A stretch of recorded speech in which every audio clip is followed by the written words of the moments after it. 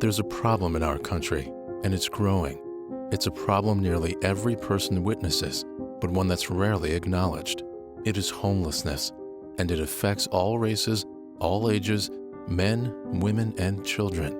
It can be found in urban and rural communities. As more and more people become homeless in America, many are turning to parks for basic services, safety, and sometimes even shelter.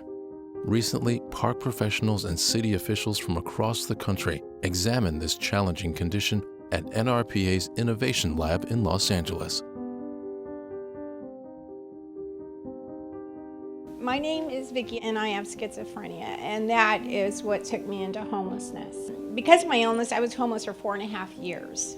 I'd grown paranoid, believing my medication was poisoning me, so I stopped taking it. About 2 weeks after my last dose, I started having hallucinations and delusions. Nearly half of all people living on the streets have some form of mental illness. 1 in 5 of these people suffer from severe, untreated mental illness.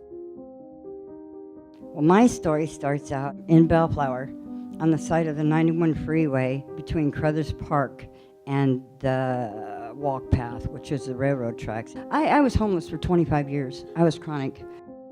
I shouldn't be able to stand here and talk to you because I was ready to commit suicide with a syringe beside me.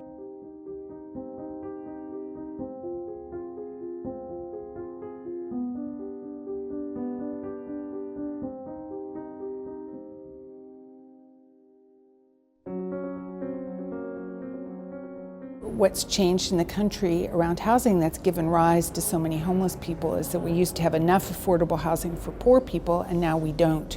We're 7 million units short.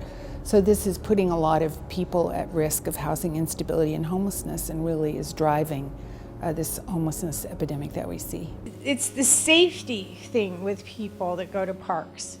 You know, there's a lot of violence and a lot of crime out there, and as a person who has no one you can call, those parks, you know, that's the only place I felt I could sleep.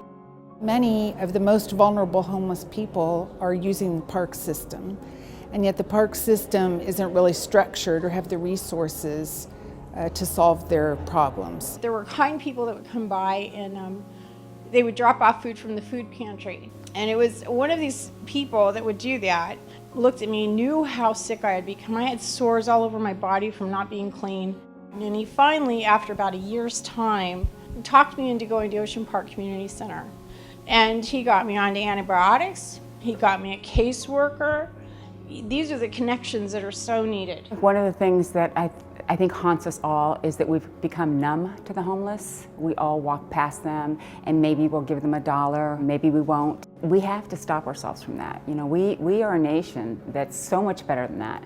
And we need to stop and take a breath and say, wait a minute, we can solve this, and let's put our resources to do that. If you see somebody out there, don't pass them by, you know? And you don't even have to give them money. Sometimes if you just acknowledge them, or acknowledge us, that, you know, say, hey, you know what, we see you, we care, and there's going to be a change.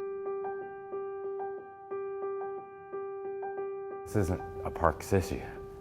This is a city issue. This is a country issue. We're all in it together, and we've got to work with our mental health professionals. We've got to work with law enforcement. We've got to work with sanitation. We have a duty to provide for all our citizens, and that includes the homeless. Those of us who are in public service, that we should never forget that we are serving people, individuals, and homeless people are no different than anyone else. You're going to start to see sort of innovative approaches emerge and solutions arise, and you know, that's when we put down our guard of ownership and let's just share and contribute and be part of the solution together, and I think together we're much stronger. I thank that old abandoned park very much for keeping me alive for that 4.5 years. I wish I had a picture of me then to show you, because I am that person that you look at and you just shake your head like there is no hope, but there is. It's awesome to be on the other side of it, to see what we can do. Together we can end this. We can do this. It's a process, but we can do it.